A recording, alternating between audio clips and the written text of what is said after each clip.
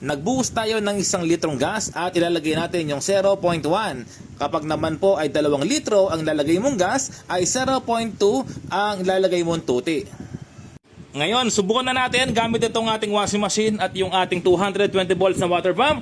Meron tayong gamit na yak station dito. Unang step kailangan natin gagawin na kailangan on mo lang dito yung kanyang switch, power on.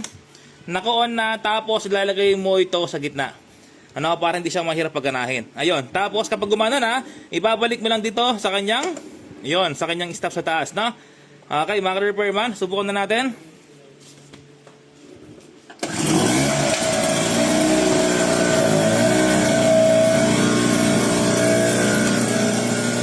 Yan, no? Tapos yung ating water pump.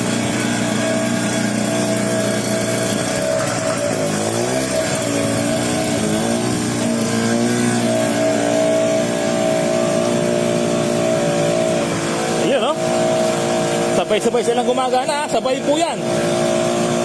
Sabay, oh. Ngayon, ayun, oh. Off natin tong washing machine. Ayun, tapos ito, water pump lang yung gamit natin. Ayun, oh.